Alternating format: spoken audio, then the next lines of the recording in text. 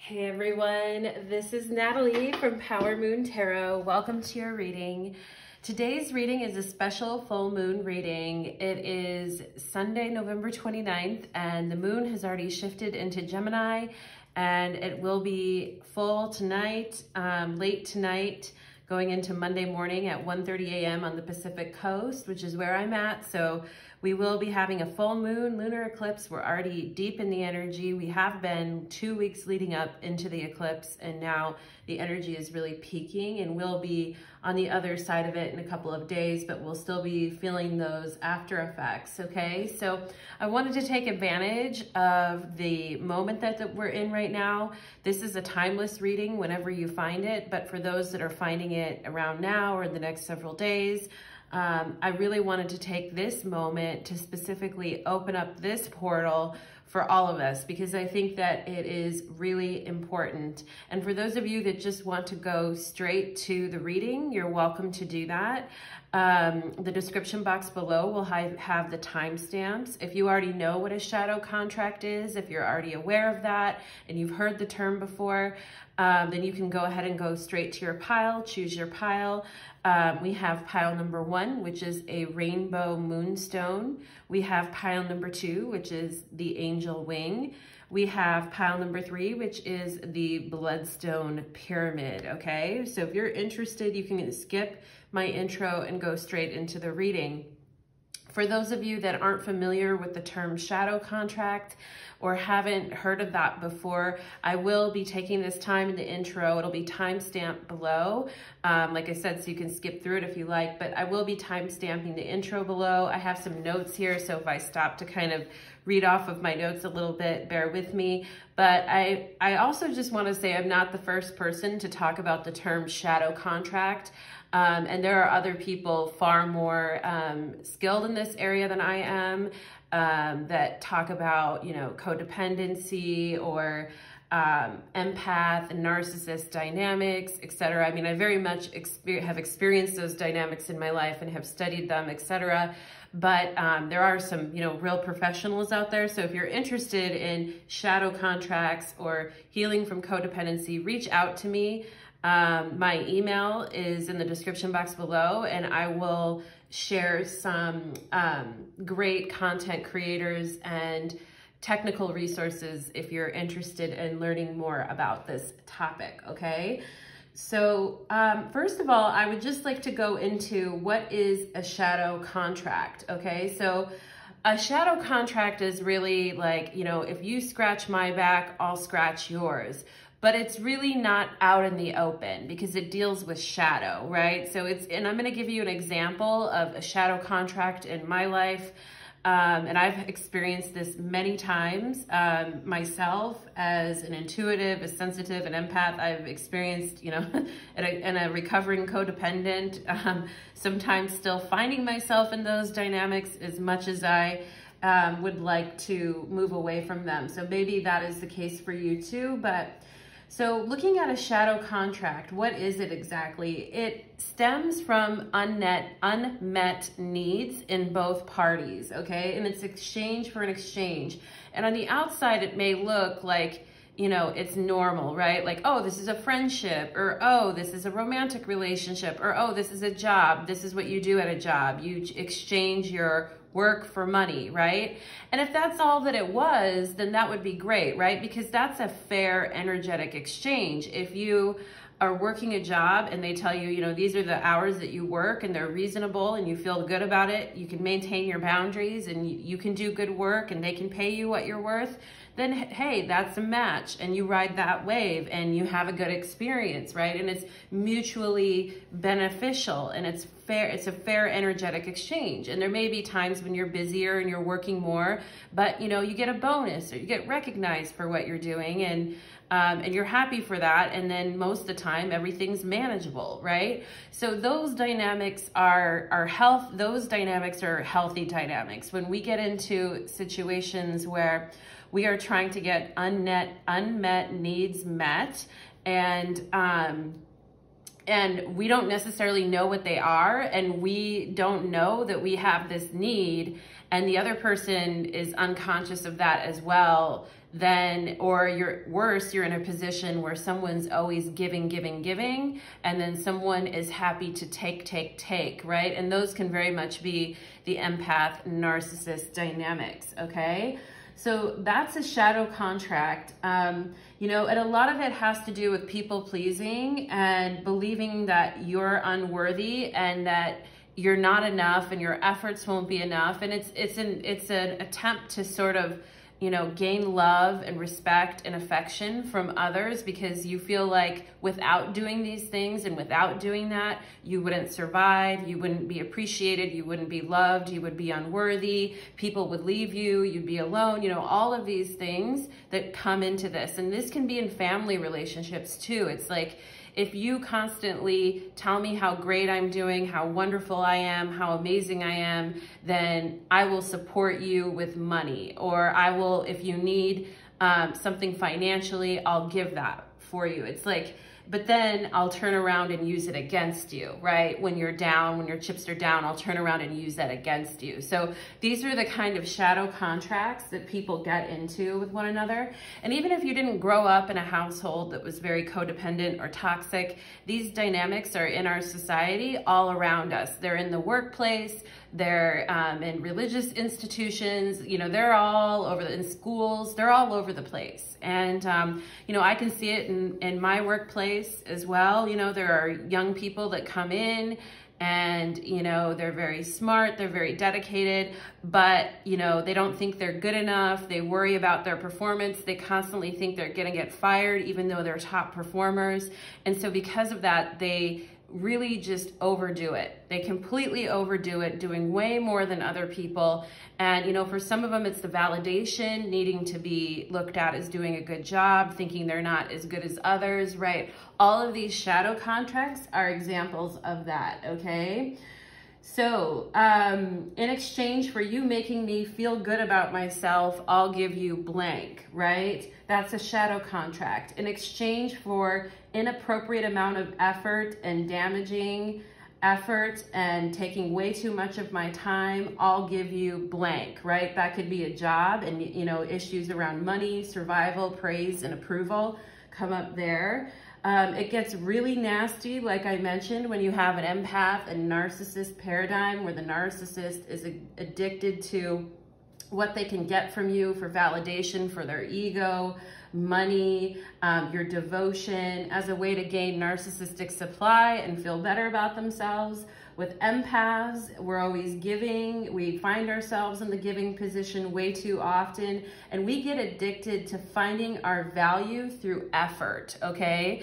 So we find our value through effort, and the more that you have to give and the more that you have to contribute, it's kind of unfair in a way, because the more that, you know, that you have to kind of, more benefit that you have to kind of give others, or more clout that you have to contribute, the more that, you know, those things may be taken to you. But it's all in an effort, right, to, you know, provide value through effort. And I've been there. And, you know, both positions, the giving and the taking, are coming from, you know, codependent scenarios where there's a lack of love, okay?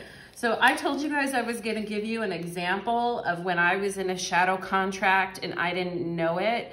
So I was friends with someone, and this is someone who is very much a part of my inner circle, someone that I really let, you know, get to know me, someone that was around me regularly, okay? And that we spent quite a bit of time together, all right? And in exchange for my love and support, I got to feel valued and less alone and feel a part of something, okay? So a lot of times for me, I'm just telling you guys, a lot of laying it all out here for you, I will isolate. That's one of the things that I do, like a destructive behavior that is within me. Sometimes I have a tendency to isolate myself away from others. And, you know, I let very few people get close to me, like really, really close to me. And when I do, I often find myself in these dynamics. So if you also feel this way too, you know, take heart and just know that by knowing and understanding this, you will gain a lot of clarity and hopefully healing, okay?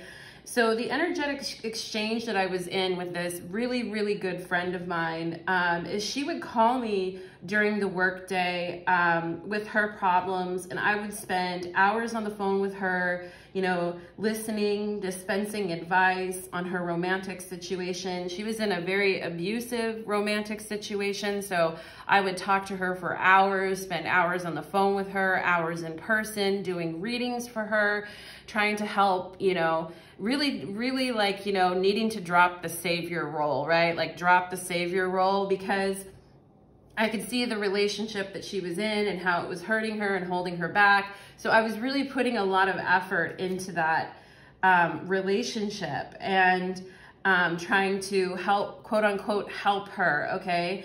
And ultimately, we can't save anyone else. And, you know, I'm not a 20-year-old, not to not to downgrade 20-year-olds, but I know that. I know that, you know, I can't save anyone.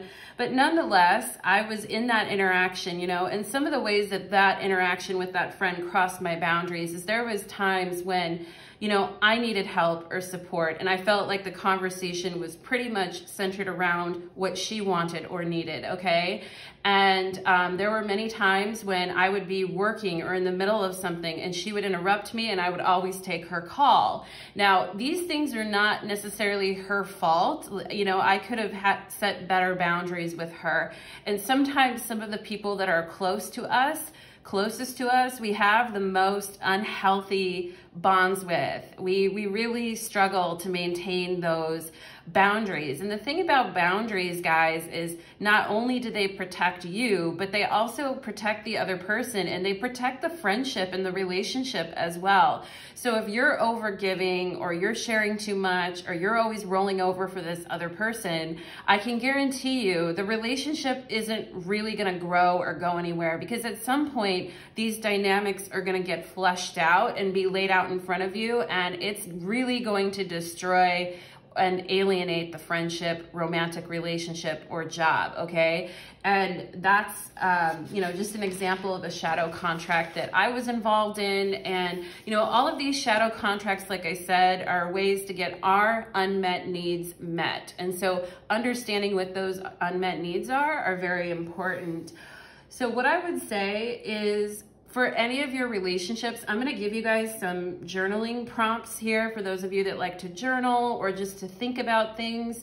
I want you guys, when you're thinking about your relationships, and it doesn't matter what type it is, you know, friendships, family, job, it doesn't matter. I want you to think about all your relationships and think about what is the energetic exchange happening. Is it a fair energetic exchange? And here are the journaling prompts that I would like to give to you. So the first one is, what am I getting out of this? Okay. And you might think, well, that's a weird question to ask. Why would I ask that? Like, you know, that seems kind of selfish, right? It's not selfish in this context, right? Because it's like, what does this bring into my life? If it's a job, okay, maybe it's financial security, stability, maybe it's a sense of pride in your work and effort, but what am I getting out of this, right? If it's a romantic relationship and it's a new relationship, I think that's important to ask too, or an old relationship. You know, what needs are being met here in this relationship? And it isn't,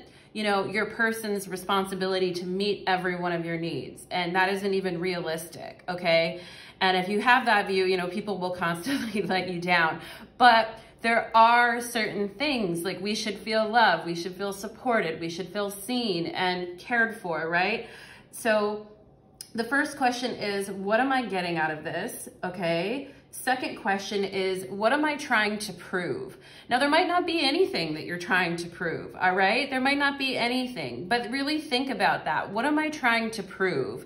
At my job, with a friendship, with a romantic relationship, what am I trying to prove? Is there anything here I'm trying to show through my efforts, okay?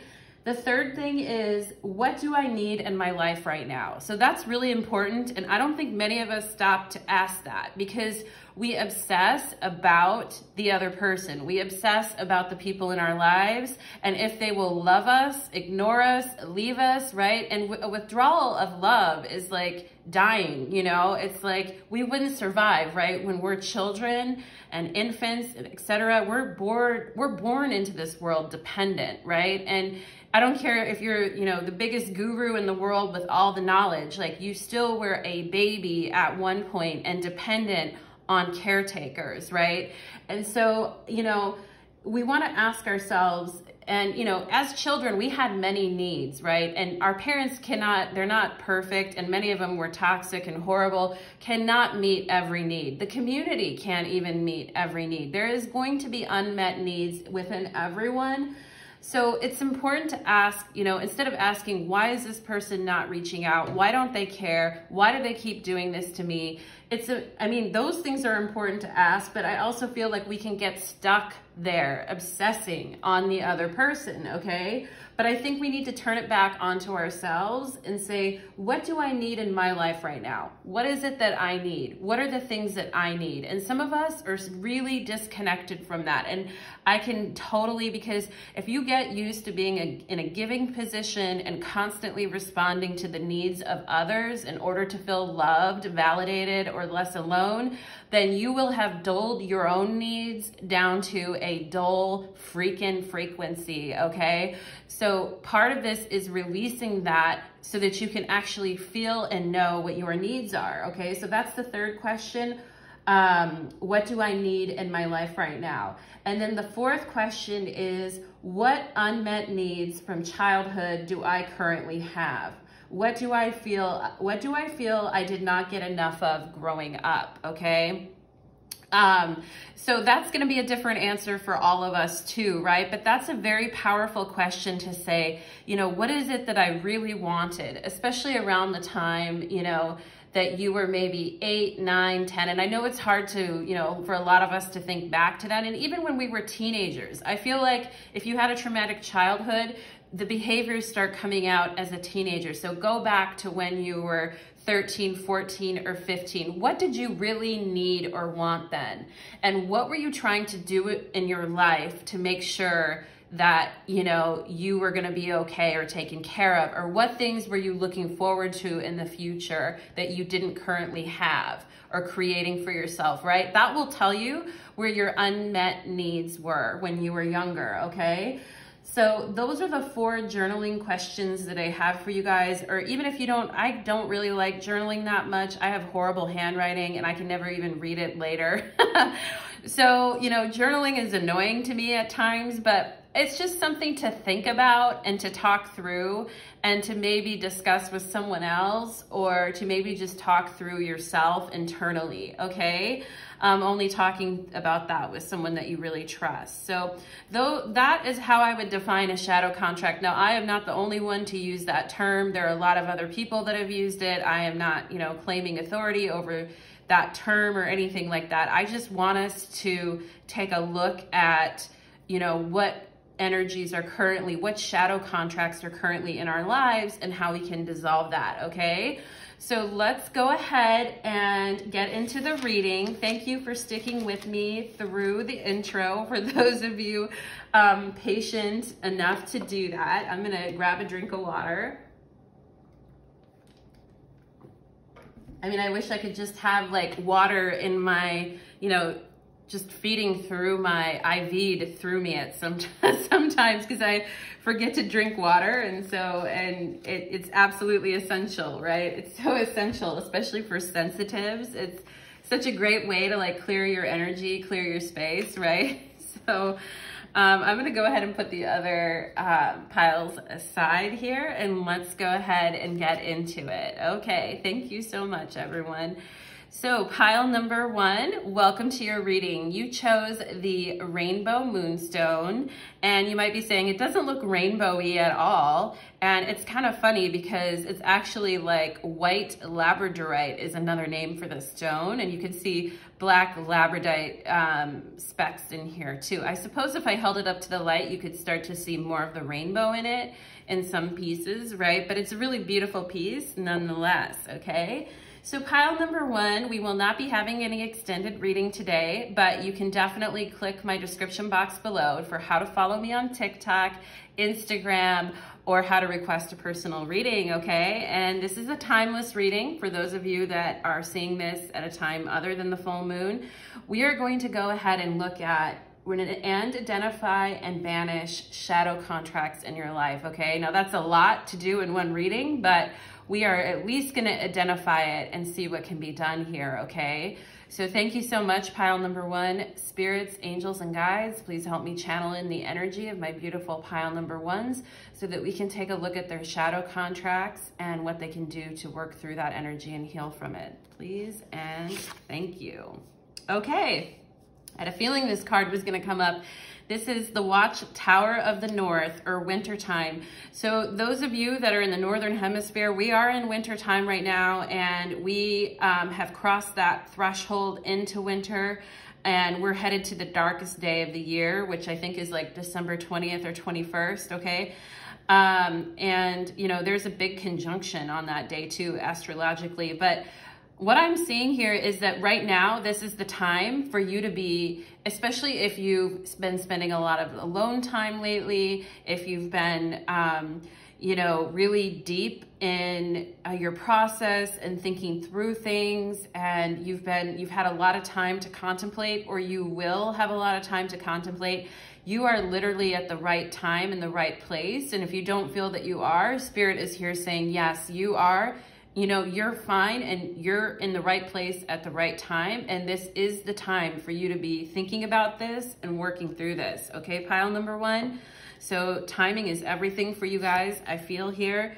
Alone in the world. Yeah, I do feel like, okay, and this is card number 6. And, you know, 6 is a number of harmony and partnership and being with others and, you know, feeling supported by others and experiencing a lot of harmony in our connections, okay? And I think some of you are feeling at this, it's a very lonely time of year. I mean, you know, everyone, for those of us that don't have, you know, significant family support, or, you know, we're lacking in, you know, the people around us that we feel that we could trust, etc. For those of you that feel that way, there is this sense, and I think that, you know, for you, some of the reasons that you get into shadow contracts with others is because you do feel alone in the world.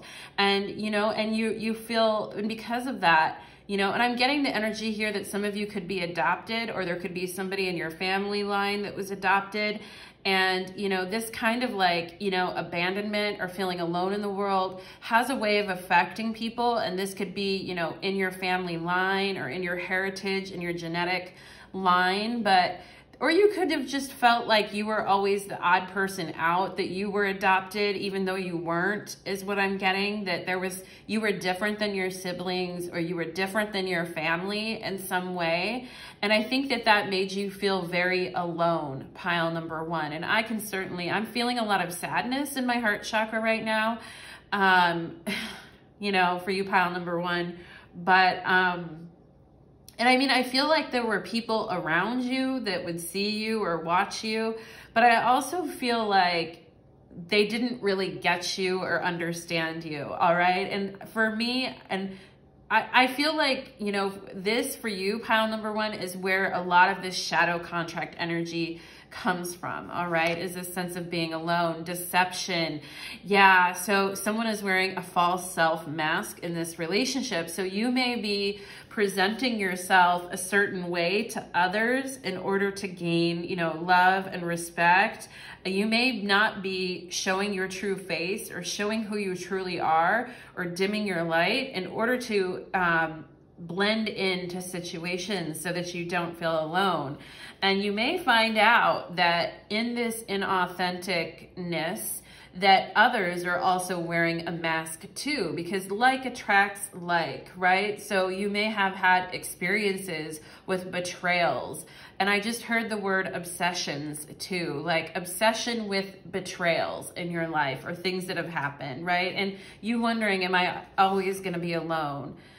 It says, I know you are the one, and that scares me, okay? And I feel like this is almost a message for your higher self. Like your higher self is like, I know you are the one. I know you are the, you know, that you're the one, like you're singled out, like you feel singled out and that it scares you, okay? You know, and you may get this in romantic relationships too, pile number one. And if you sort of put on a mask in order so you feel less alone, trying to appease others, and then the person tells you, I know you're the one, but it doesn't feel authentic because you're like, I haven't been being myself, or I haven't been asking for what I want or need. Okay, you guys also have porn hurts, okay? Porn is a complicated issue. If you see it as something that will ruin your relationship, it will do that. But if there is honesty and no sneaking around to watch it, then it can have positive effects on your sex life. The problem arises when there is no agreement about this. Talk openly with your partners without judgment and find a middle ground. So for those of you where porn isn't an issue, I just feel like open communication in your relationships, I feel like there's a lot of shadow contracts around, you know, intimacy and monogamy and people's expectations of what that is. And, you know, I don't feel like it's being discussed out in the open, okay? And I feel like there's a lot of feelings in your connections. There's a lot of, you know, like thinking that someone's the one, which, you know, the one, right? I mean, I don't really believe in that. I think that there's a lot of people in our life who represent that, but for me personally, I have a bias against that kind of thinking, that scarcity thinking. And that could be part of your, you know, shadow contract with people, is that you get into this obsessive kind of nature with someone thinking that they're the one, and then you zero in and focus on them, but you don't really have discussions about, you know, what that is, or if the person is kind of feeling the same way, right? Is what I feel is a shadow contract for you, pile number one. We have the World here. Yeah, so I think for some of you, this just comes from a need of wanting to be seen by someone else, okay? And wanting to be seen fully for the person that you are, and not having to hide yourself anymore, and just to be seen for who you truly are. And I think being seen is like a number one thing for you here, pile number one. It's kind of a number one need. If you know what your needs are, then it can be very powerful. And I do feel like you want to feel good enough to be somebody's everything, to be somebody's world, that they wouldn't need anything else besides you, right? And I feel like that could be a really strong pull for you as to why you get into some of these obsessive kind of situations. Queen of Wands, baby. Yeah, you could feel like you really want attention, right? And for some of you, you may be doing things that are out of your comfort level sexually because you want attention from others, or you want someone to notice you or see you or appreciate you, is what I feel. And so I think sometimes you may rush into sexual situations, or you may rush into things head first without really thinking about the consequences. And you may think that you need to have sex with someone to get them to care for you or love you, or rush a sexual connection, or they're not going to, or they're not going to want to be with you, all right? And it stems from this need of wanting someone to just pay attention to you, because if you feel alone in the world and unsupported, it's like you just crave that connection. Yeah, I love you. And it's coming out right under deception. So I think you feel abandoned and deceived by others at times, particularly in romantic relationships. And I think that this goes back to family issues exactly for you, pile number one. Like somebody tells you they love you, and then they take it back and they say, no, I don't love you. I never loved you. Or and I think that it's cutting, it hurts, right? And I think it's in some of your most intimate connections that these things happen. I feel like I'm losing my mind. Yeah, this is coming out right underneath the 1, right? Like, I think a lot of times you think that you see signs and synchronicities or even hear tarot readings and you think, oh, okay, good, this person's the one, right? And then you become very obsessed with that and obsessed with the outcome of the situation. Not even realizing that I think for some of you, this awakening piece here, not even realizing that for some of you, getting what you want is actually, you might not actually want it once you get what you want, okay? And that is a real, you know, punch in the face when you actually realize that, because there are ways that we deceive ourselves too, pile number 1. Okay, full moon in Cancer. So I definitely feel like it says a personal issue reaches resolution. So I feel like, you know, hopefully this reading is a part of that for you. I do feel like this full moon, you know, Cancer rules the moon. I think this is a very key time for you. And I think it's a very key time for you to have some in it. And when I see this card too, I also feel like it's a letting go and it's a release. So for some of you, you may have recently lost a connection, or you know that this connection is slipping away from you. But in a sense, I feel like this is okay, right? Because it says a personal issue reaches resolution. And I think there may even be a slight sigh of relief at the end of the day here, because and for some of you, you may be Cancers or water signs. I'm also feeling fire sign energy in this pile and Capricorn, okay? But a personal issue reaches resolution, full moon in Cancer. So these patterns around communication and not knowing, I feel like some of you are afraid to ask where a connection is going or heading or what's happening. You're kind of afraid to communicate with the other person about that because you don't want to really know the truth with the deception card here. And I feel like sometimes you guys will play games like that, just staying kind of in willful ignorance about a connection because you don't really want to know the truth, because the truth hurts sometimes, you know? But I feel like this, even if you are losing a connection right now, pile number 1, or in the process of losing one, I feel like it's going to be a relief for you in the end, because you will see the truth, okay? And that will be illuminated. There we go. Just as I said that, we have Sanat Kumara, light activation. Shine your light. Your internal guidance is coming through loud and clear, pile number 1. It's coming through loud and clear. And I do feel like this is the truth will set you free kind of a pile, okay?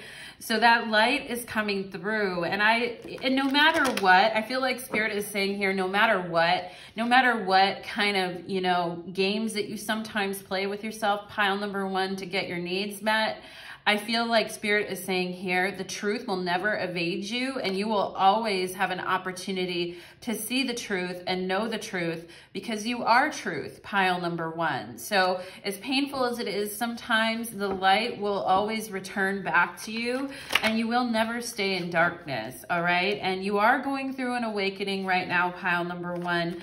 And, you know, this is going to reach a resolution, and you are love. Okay. No matter what, you are love, and you are loved. You are loved by the light more than you could ever imagine. All right.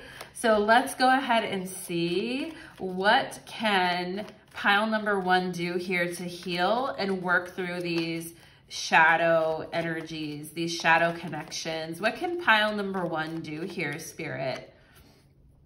Baby, get that magic going. Start manifesting what you want.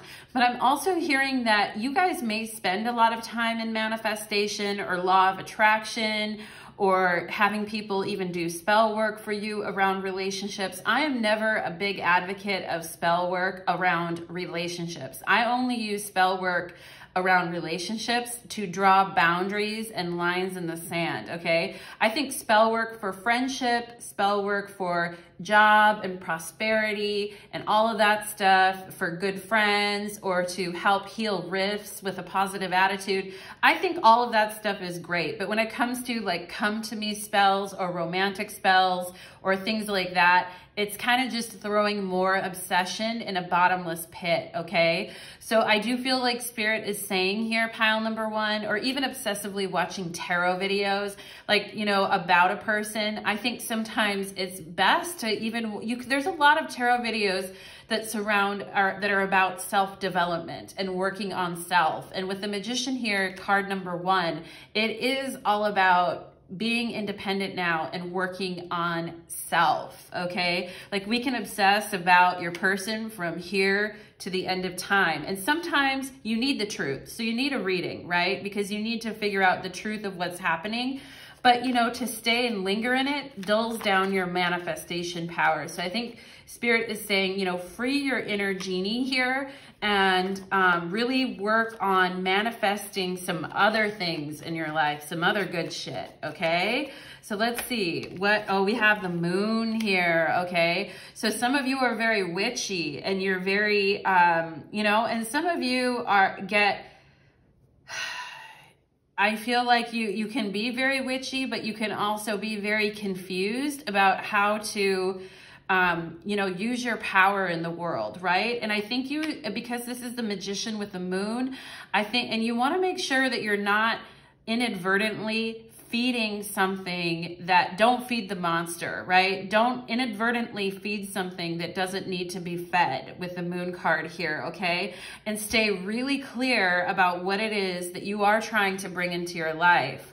Okay, there's nothing wrong with wanting to have a romantic relationship or somebody in your life, but your manifestations have to come from a place of, you know, wanting the best for yourself, right? It's not just like coming from a place of need or why does this person not want me, right? Your manifestations should come from a place of personal power is what I feel like Spirit is trying to tell me here. And you are, whether you practice witchy things or not, you may be doing many things during the day, like thinking about someone while you're getting yourself off or orgasming is a spell, pile number one. So like, be careful with how you set your intentions is what I'm getting, okay? So let's go ahead and see what can you do here, pile number one? Five of Cups. So you do need to grieve something. I do feel like something is leaving your life right now or has left your life recently, and you do need to spend some time alone. And I know, like, you have that fear of being alone, right? And I feel like it drives you a lot, but right now the time is to do that. And I feel like self-reflection is needed here. And, you know, Spirit is saying, don't worry, you're not going to get stuck in it. You may fear that unless you just start something new immediately or get something going right away, that you will continue to stay in this sadness or despair that I feel that you've been feeling at times, pile number one. But Spirit is saying, no, this is the right time for you to, in this sense, the Five of Cups is about doing the work to grieve and finally let go, okay? And you're in the right space, okay? If you think you shouldn't be doing that, it's like you should be doing that. You're clearing energy, okay, pile number one? So let's go ahead and see what other advice does Spirit have for you right now regarding dissolving. King of Pentacles, boundaries, baby, boundaries, you know, turn some of that spell work into boundary work. But yeah, I mean, being the master of your own domain and feeling abundant and wealthy and that you have what you need. And I also think that if you have been, this King of Pentacles to me also feels like he's kind of like blocking people from his life that actually would want to be a part of his life in a positive and healthy way, because I'm drawn to the way that these grapes are growing on this vine. Like, you know, it looks good and healthy. This doesn't look like rotten fruit to me. So be careful that you're not like inadvertently isolating or blocking yourself from the good things in life, okay? Or from the people that are good. And I think that, you know, when you see someone, and I think for you, pile number one, you need consistency, right? Like you may go after like flashy or something like that, but I think that what you need is consistency. And you need that in your own life too, not just with romantic partners, but also like in your own life. You need consistent routines. You need a schedule. You need to kind of keep yourself on a positive, healthy plan. Some of you are needing to change your diet or change up your fitness routine or breathe new vitality into that. And I think after you come out of this like grieving phase, I think that, you know, that's going to happen. My nose is crazily itching right now. So there could be a Taurus, Virgo, Capricorn that is thinking about you, or that, is upset about a connection, but this isn't really about them. This is more about you, is what I'm getting, pile number one, okay? So, Spirit, let's get one more card here for my pile number one. So I feel like we could go on for pile number one. What else can they do here to help break some of these shadow contracts and see the truth? What else can they do here, Spirit? What else can they do? The sun, that's it, you know.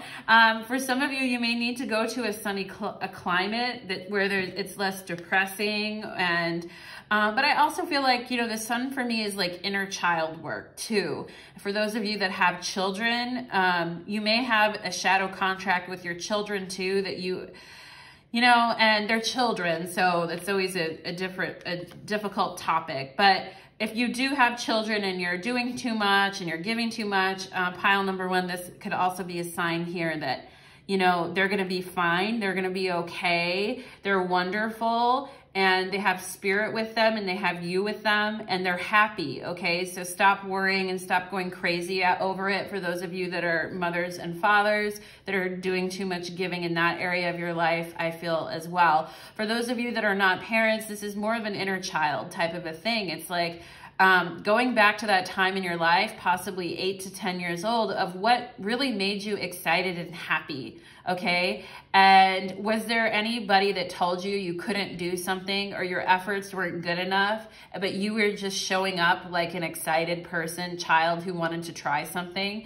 I feel like you need to kind of get back into that energy so that you can get your vitality back, okay, pile number one? So that is my advice for you regarding your shadow contracts. I hope that that was helpful and beneficial. Please do like, share, and subscribe. It helps my channel to grow. And if you want me to do more readings like this on these kind of topics, let me know, okay? So thank you so much. Pile number one. All right. We are going to move on to pile number two, and I'm just going to grab a drink of water real quick here. Ooh, big old drink of water. All right, let's go ahead. Pile number two, welcome to your reading. You have the angel wing. Bless your little souls showing up to your beautiful reading today. And your big souls, not your little souls, but just your cute souls, okay? Pile number two. So let's go ahead. The reading is called Full Moon Reading. Identify and banish your shadow contract. So for those of you that don't know what a shadow contract is, please look at the intro of this video, and I walk you through examples and what they are, and some journaling prompts and some other cool information. But for those of you that can understand what a shadow contract is, you know, where you kind of have this tit for tat kind of exchange with someone, and it's shadow, so it's not conscious. All right. Those of you that are here for that, let's go ahead, because we're going to reveal and tap into some of those shadow contracts that you have. Spirits, angels, and guides, please help me support pile number two and help me work into the energy here as we look at pile number two and what their shadow contracts are and how to work through those. Thank you so much. Okay, pile number two, let's tap it in. What are pile number two's shadow contracts? We have High Priest and High Priestess, responsibility, okay? For some of you, it's feeling the weight of the weight of the world on your shoulder. Worlds. That's funny I said worlds, because I feel like some of you may have, you know, a lot of us have lifetimes in other worlds, not just the earth plane, right? And you could be a very powerful person here, pile number two, a very intuitive, psychic, and powerful person who has considerable spiritual gifts here with the High Priestess or High Priest energy, male or female. And you're used to having a lot of responsibility and carrying a lot of responsibility for others, all right? And it's because you are so capable and good at what you do that you're often given a lot of responsibility, and you could have had responsibility from a very early age as well. Pile number two, you may not have felt that you really had a chance chance to really be young or frivolous or be a child, because I'm drawn to her eyes and how serious they are, right? And you could have had a very serious childhood where you had a lot of responsibility on your shoulders, or you felt that, okay? And even now in your life, it's like you're given a lot of responsibility because people know that you do well with that, all right? But it's too much at times is what I feel, pile number 2. It's too much. And it certainly was too much if that was inflicted on you as a child. Let's go ahead and see here. Triumph of Lies, okay? So for some of you, this is card number 1. I feel like from an early age, some of you may have had a narcissistic parent or a very selfish parent is what I feel. Or somebody, or a sibling or a grandparent or somebody in your family line who was very selfish and narcissistic, and that damaged the family line in a lot of ways, okay? And I feel like this person could have been nasty with the way that they spoke or said things. I feel like they could give people the silent treatment at times and cut people off. But I feel like you had a very narcissistic and challenging parent growing up. Now, you could have had a parent that was an alcoholic or an addict or some type of an addict, and that will read like a narcissist because, you know, for them, it's their right to use or do that kind of stuff over anything else. So their energy would read like a narcissist. And I think that there is a lot of skeletons in the closet when it comes to your family, okay? You could have had an abusive, a physically or an emotionally abusive parent. Or sibling too that turned on you. Either way, like, I definitely feel like you grew up in this atmosphere where you had to pretend everything was okay. You had to pretend like you were fine. You had to pretend that nobody else outside the family could really know what was going on, is what I feel, pile number 2. And that's why we have the Triumph of Lies. And actually for your pile, I was drawn to draw 2 shadow cards for you, actually, because all the other piles only got 1, but for you, I'm getting 2. Now, this angel wing here, I'm getting chills right now, pile number 1. I mean, I feel like you had your angel, or pile number 2. I feel like you had your angels with you from a very early age because of all this responsibility, and you are very connected to the angelic realm, okay? And the angels have been with you. And I feel like you took on a lot of things, a lot of responsibilities that were not yours to carry. And you could have felt, you know, guilt or upset when, you know, you couldn't handle it or something happened, right? And this is the Triumph of Lies. This is the bullshit, okay? Calling the Storm, number 30, okay? So some of you could be around age 30 or going through your Saturn return. I mean, Saturn and responsibility go together like a hand in glove here. But I also feel like this is you. Look at how powerful you are. Look at how strong you are, right? But I feel like sometimes you neglect yourself and you get caught up in other people's storms, pile number 2. You get caught up in other people's energy and what's going on. I feel at your core, you are a very calm and focused person with the High Priestess or High Priest energy coming through. Your nature is to be very organized and calm and balanced, right? That is your essential nature. But I feel like growing up in this kind of scenario, or having, you know, these scenarios around you later in life, and having other people's shit basically thrown onto you, like, I feel like you get drawn into other people's storms, other people's energies, right? And you get called into their problems to help assist with it, to stand with them, to be strong through things with them. But a lot of it is based on a lie because, you know, a lot of it is some of these people don't even need your help is what I feel like. I feel like they just need somebody to help them feel their emotions. I feel like they could do it on their own, or that they would be able to do it on their own. They're just wanting you to join in and have someone to kind of join them while they're going through things, okay, is what I feel. And some of you may have felt like that's how you derived your self-worth and how you derived your value, is being there for other people. And I do feel like sometimes you would get caught up in situations that are really not your responsibility or yours to take on. And I feel like it would screw up your life. It would, you know, impact your life, okay? We have forgiving and learning. I do feel like people may have pressured you to forgive people in your life, or have told you if you have stood up for yourself, you know, or you did around age 30, or you are right now starting to stand up for yourself and draw boundaries and lines in the sand, people could be coming after you, telling you that you need to forgive someone. And I'm here to tell you, pile number 2, forgiving is for you, and it's always for you. And never feel pressured, especially by anyone else, to forgive or to, you know, lay down and roll over. That is that person's issue. It's not yours. Forgiving is for you. And learning, you certainly will do. And I feel like this has been a very learning experience for your soul. And I do feel like you have been stretched in this lifetime, but you were prepared for it, because I feel like you are a person that has had lives in other worlds and other realms, and you're very connected to the divine, okay? It says you came on too strong and too fast.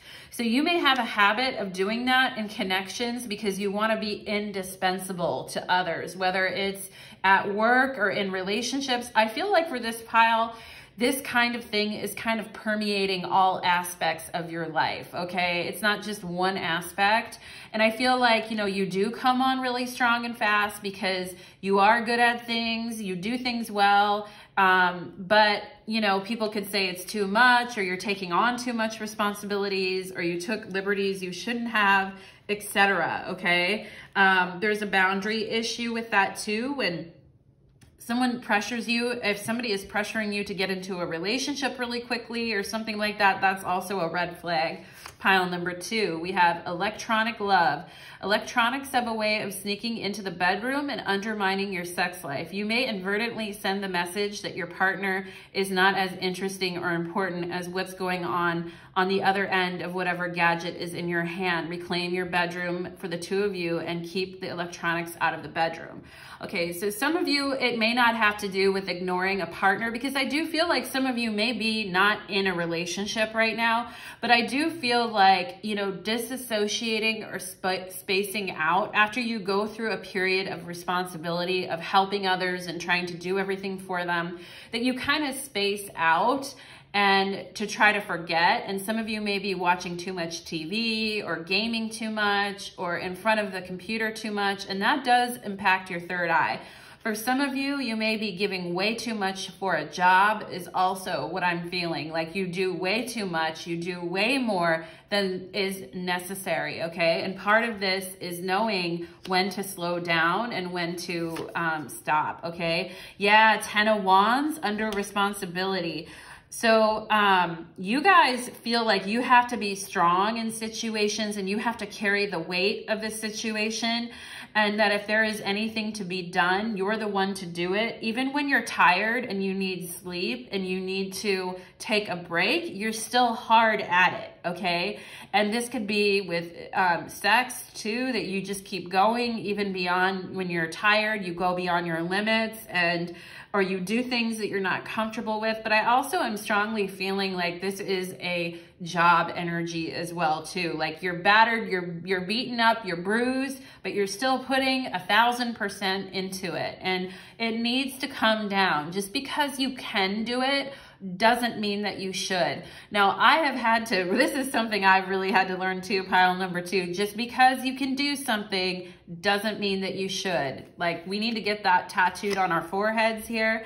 We have 8 of Pentacles, so this is kind of my card of not being in the mood. For those of you, you may not be feeling particularly sexy right now. You may not be feeling in the mood. You may not be wanting to let others in. You may, even if you are in sexual connections, you may find yourself very disinterested. I feel like some of you get into connections with someone and then you feel responsible for the connection. You feel that because you spoke to someone or talked to them, it's now your responsibility to like do what they want or appease their needs, okay? Even though you're not interested is what I'm getting, okay? Pile number 2, I feel like that kind of people-pleasing kind of energy is coming from your childhood and from this overburdened sense of responsibility that you carry on your shoulders. We have Twin Flame, and it's coming out under Calling in the Storm here. So some of you may, you know, really buy into the twin flame journey. And, you know, I mean, I'm okay with it, but I also feel like it's not an excuse. And it certainly doesn't mean that you need to take on all the responsibility in connections and that you have all the responsibility for making sure that the connection, you know, goes to the finish line here.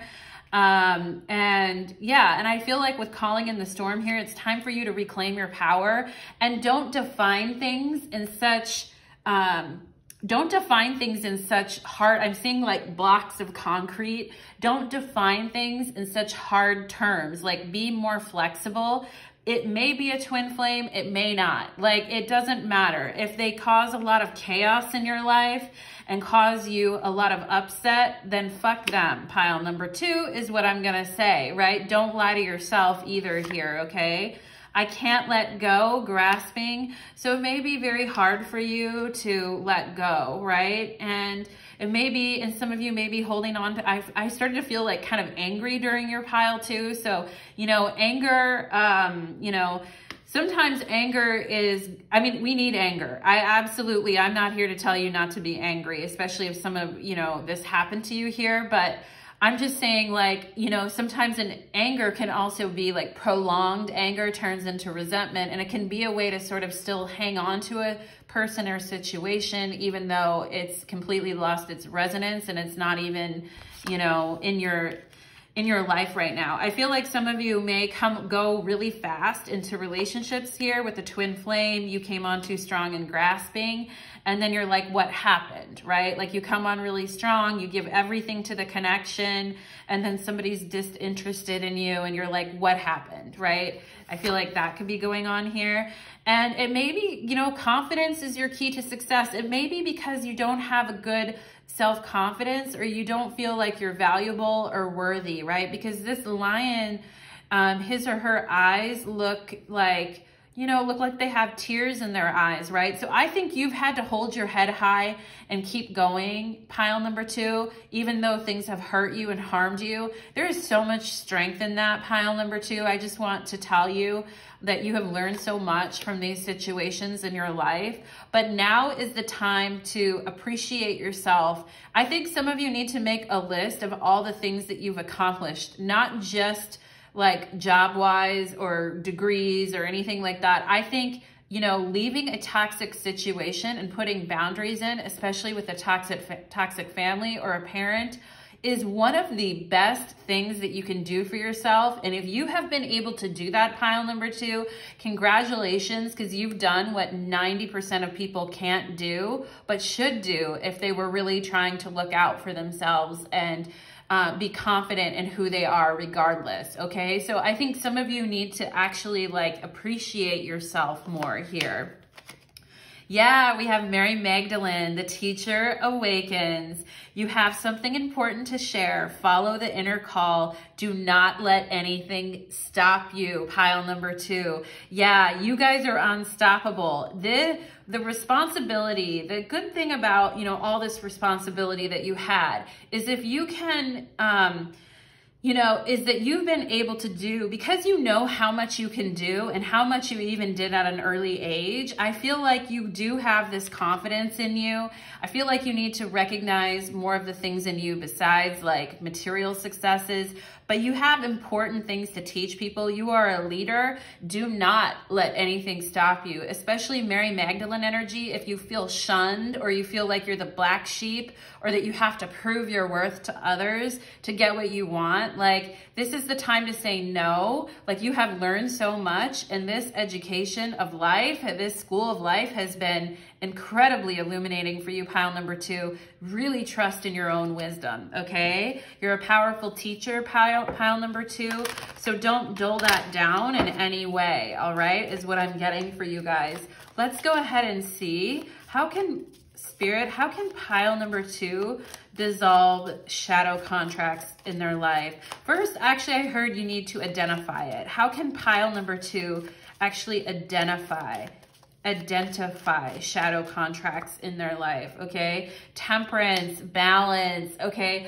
situations you need to really look at, is there a fair exchange of energy, okay? And, you know, sometimes someone will be giving a little more than the other one because of a situation or things that are happening in their life, but it shouldn't be all the time. It shouldn't be everyone else's shit show, 95% you're giving to that, and then 5% for yourself. It shouldn't be people calling you to dump their problems on you and then leaving 5 minutes at the end of the conversation so you can share what's going on with you. No, people need to be interested in you because you have significant things to teach here. You have the magic elixir in a lot of ways, pile number 2. You're very talented, and that's why people want to be around you, because you are very talented, but they don't get to just basically, you know, drain your energy. Well, it's very important that you know when your energy is being drained. I feel, pile number 2. If you are tired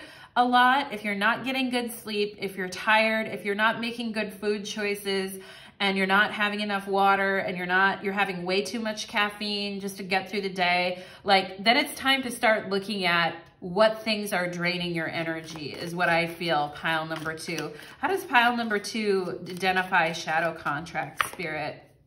7 of Cups, giving too much to too many people. I feel like there may be, and you know, I'm not saying every person in your life is a bad person, but for taking things or whatever. And, you know, be careful of your need to kind of demonize everyone because of, you know, and basically demonize and call a whole group of people, you know, narcissists or things like that, right? Like 3% of the population is actually a narcissist, right? Like meets all the criteria, or like 5 out of the 9 criteria in the DSM-5, right? Like not everyone is a narcissist who's trying to take everything from you. I do feel like you could have some clueless people around you who don't really know what they're doing and don't necessarily have good boundaries themselves. And so they're always looking for something from you. And I feel like you try to be all things to all people at times, maybe even at your job too. Like, and if you find yourself switching your energy and switching your vibe just because you're around a different person, Spirit is saying,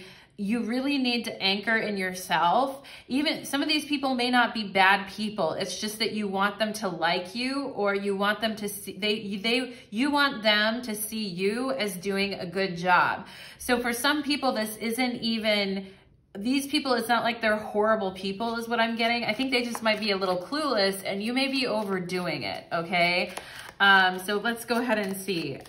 So this is more about policing your own internal boundaries and getting control of your own sphere here, okay? What can pile number 2 do to identify shadow contracts? King of Swords. So it's time to get really discerning, have a lot of boundaries, and you are going to have to be crabby. You know, this King of Swords looks, you know, kind of pissy, kind of crabby. And I think it's important, if you start to feel crabby, pissy, etc. towards someone in your life, that's a sign that it's already gone too far. If you start to feel irritated towards someone because they're calling too much, they're doing too much, or your job is, you know, if you start to feel very irritated towards something in your life, I feel like that's a good sign that you need to really call it back, okay? You really need to call it back. And there may be one person that's really trying to get a lot of your energy right now, pile number 2. And so I do think there's someone in your immediate environment. It could be a Gemini, Libra, or Aquarius that you need to have immediate, like, no, like this is, you need to have a discussion is what I'm getting with a particular someone in your life that you can already feel the resentment kind of building towards, okay? And if you want to be able to save that friendship or save that relationship or connection or work situation, you need to start voicing your needs now, okay? Is what I'm getting. So what can pile number 2 do here to banish this energy from their lives? What can they do here? 5 of Pentacles. So realize, you know, what you didn't get. When you were so busy, like, supporting others and being responsible and taking care of others, who is taking care of you, right? And I think the world felt like a very much a survival exercise for you.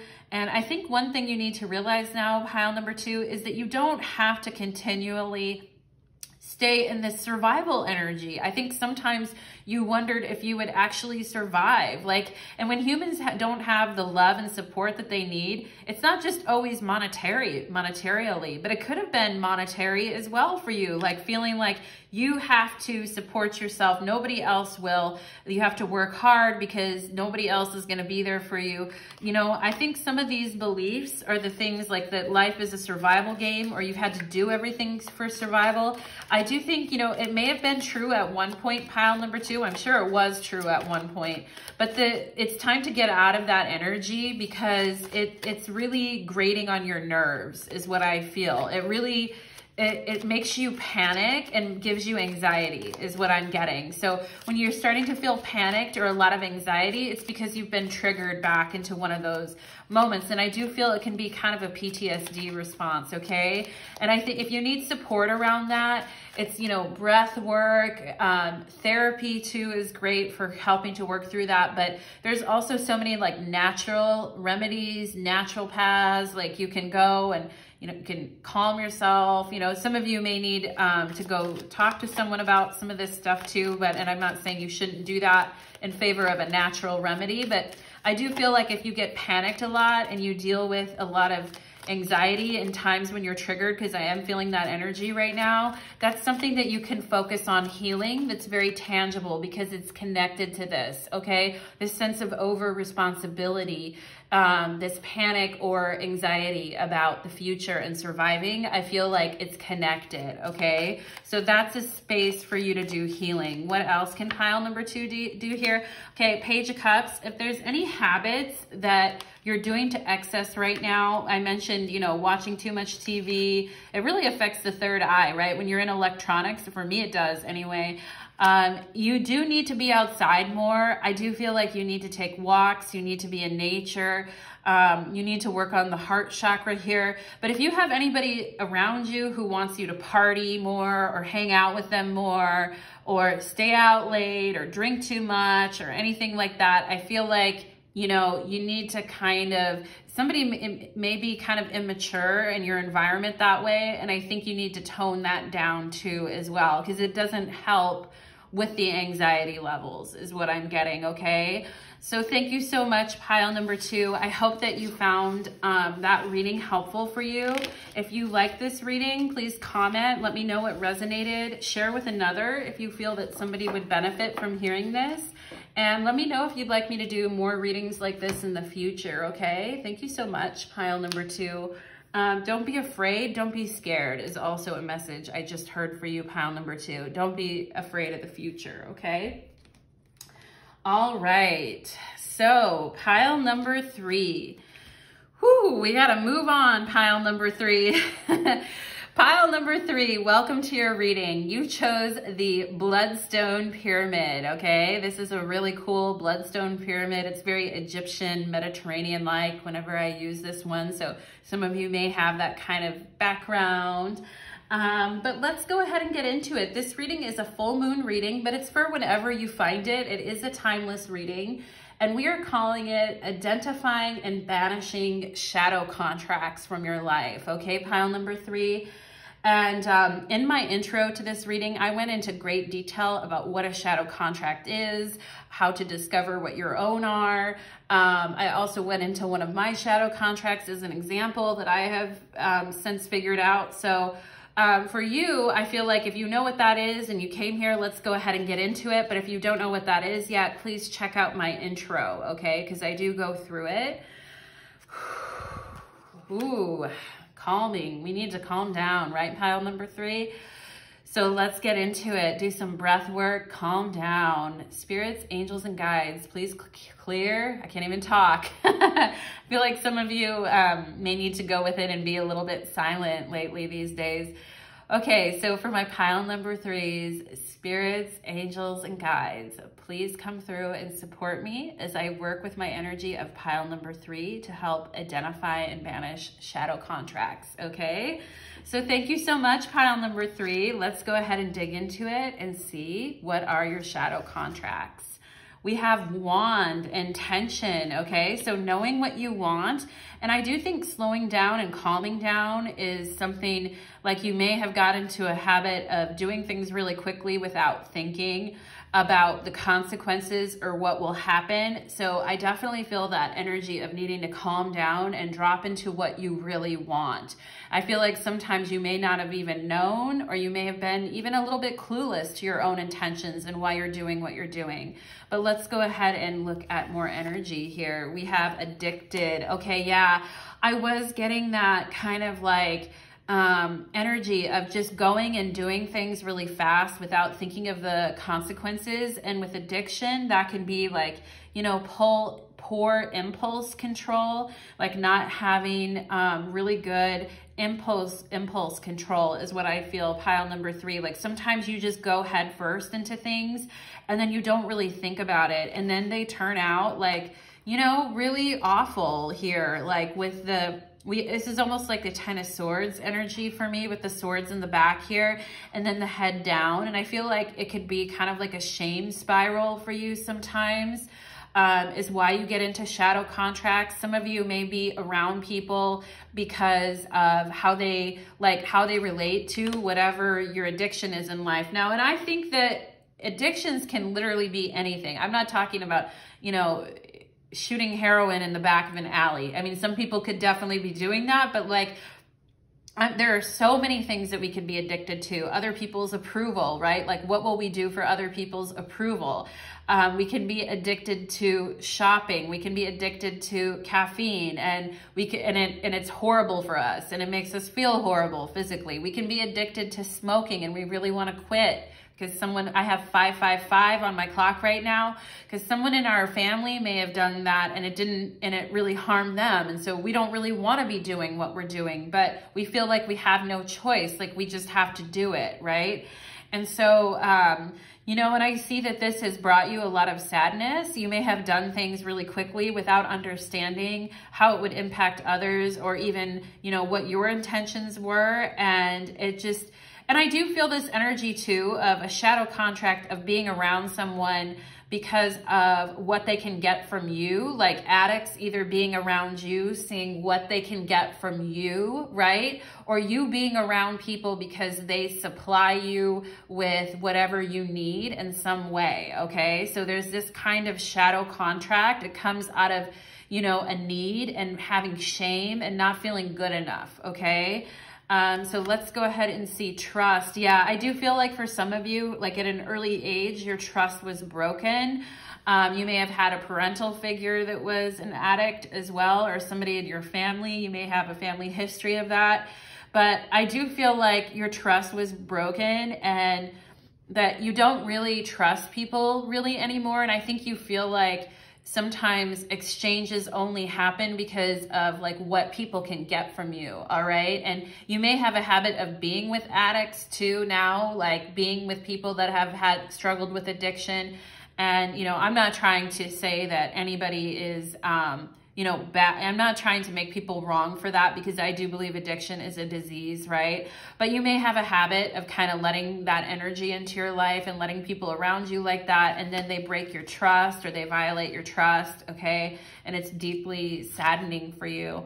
I am extremely unhappy with my life. I feel like a failure. Yeah, some of you could feel like just like you may be successful on the outside, but on the inside feel like there are areas of your life that you just can't get right. And you keep getting into shadow contracts with people that validate that, or people that feed your addiction, or you feed them, right? Or they leech off of you in that way. You could have a habit of attracting people that are very unhappy with their lives, that don't have a lot going on, that are really broken, all right? And you may have feeling like you can fix people, that you can rescue people and fix people, right? And that may be a shadow contract that you're in, pile number 3.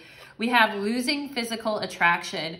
Find out if the loss of physical attraction is psychological or physical. Have an open conversation and take the steps to restore your sex life.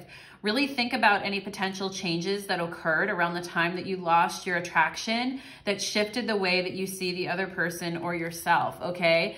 So I do feel like somebody could be somebody's sex life here could be getting really negatively affected by their own self-image, right? And I feel like sometimes you have a negative self-image of yourself, pile number 3, and then you chase highs or substances or people or relationships to kind of fix that, right?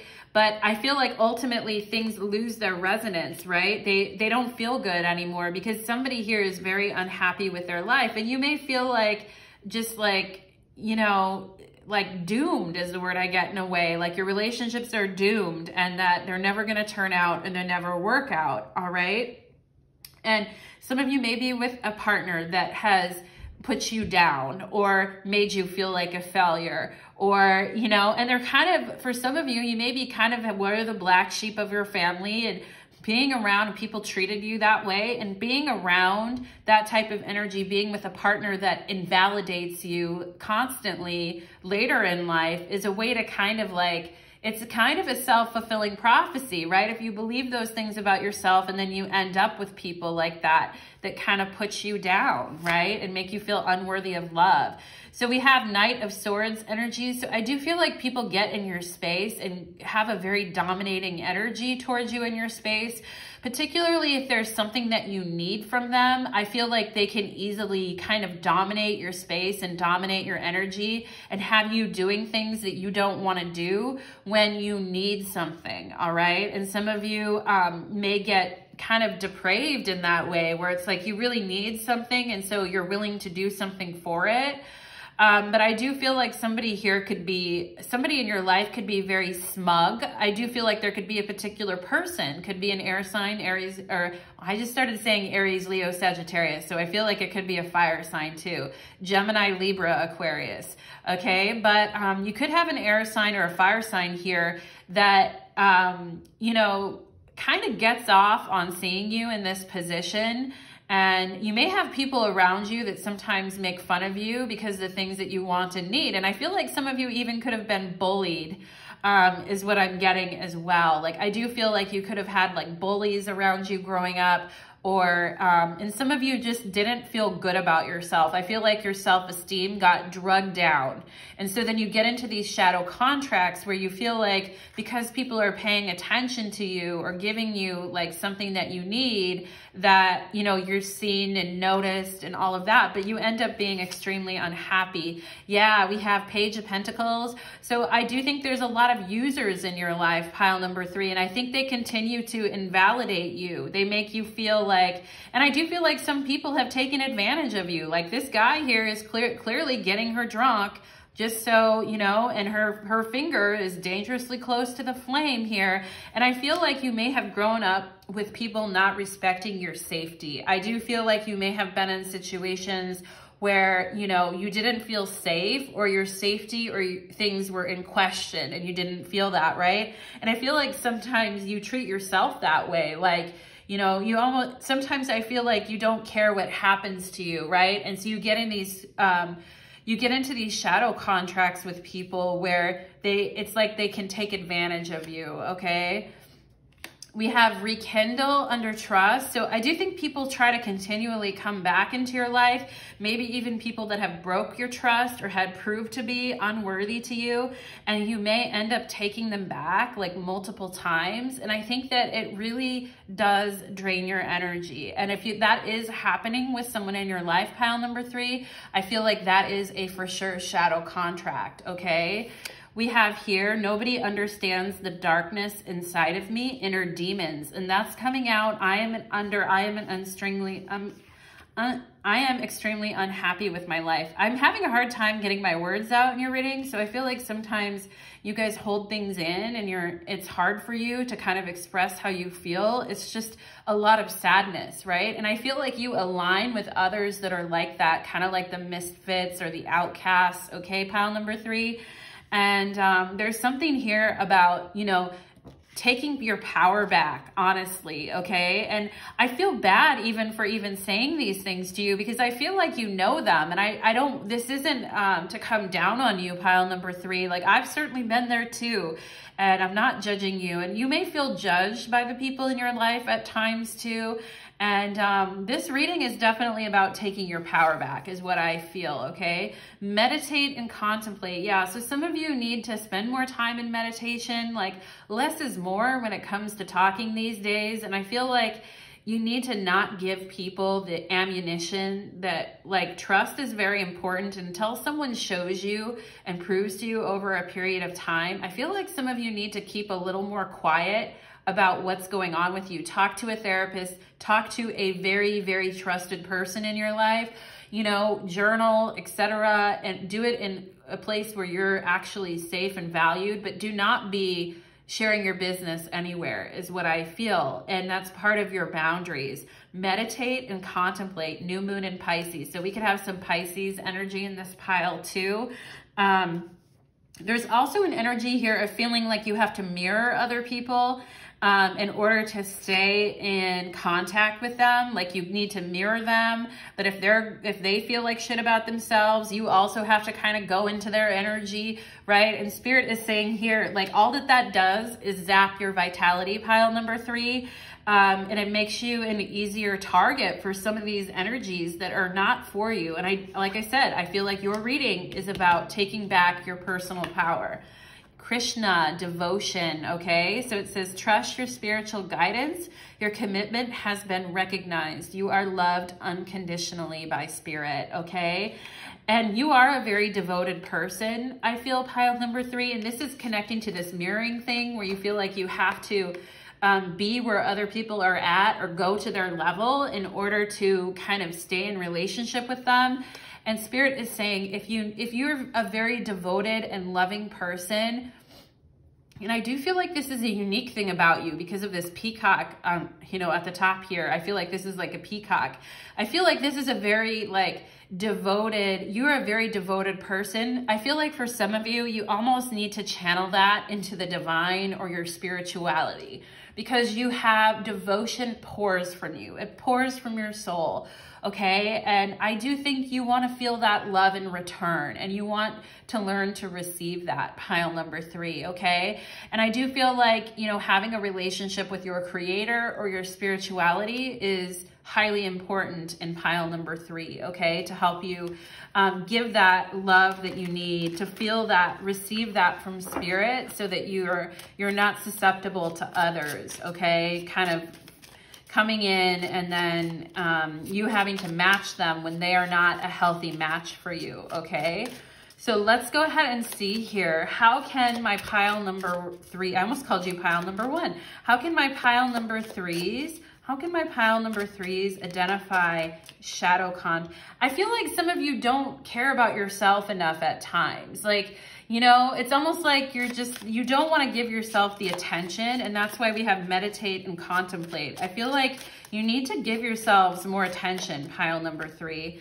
The Wheel of Fortune, okay? So if there's energy that's in and out of your life or very chaotic or unstable, I think that that's one way to identify shadow contracts, like somebody that's very unstable and chaotic and is in and out of your life constantly. They may leave a lot, they may travel a lot, they may have more issues than what they let on here, is also what I feel. Like there may be a specific person here that has quite a bit more issues than you would even know about. They're saying, I'm extremely unhappy with my life, okay? So what can pile number 3 here do to the moon? Yeah, I was looking at the moon in the Wheel of Fortune, and then it comes out, right? So, I mean, I feel like somebody is going through a lot, like, some of the people around you, and this may be more than one person. With the Wheel of Fortune, like, that's expansive. So I feel like there may be more than one person around you here, pile number 3, that is really lost, okay, is what I'm gonna get. I'm getting like very like lost child kind of vibe, okay? And, you know, and I feel like when you're around people like that, because you are very sensitive, pile number 3, you can easily get lost in that energy too and lose your focus and lose your compass, okay?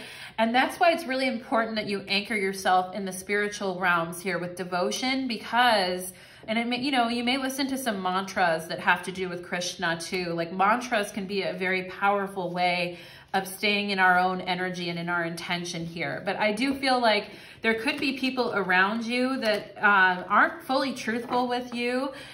We have trust, like the moon came out over trust. So I do think there could be some people in your life that around you that are very fickle is what I feel, pile number 3. Fair weather friends is also what I just got here. So how can pile number 3 identify these people, Spirit? 8 of Cups. Yeah.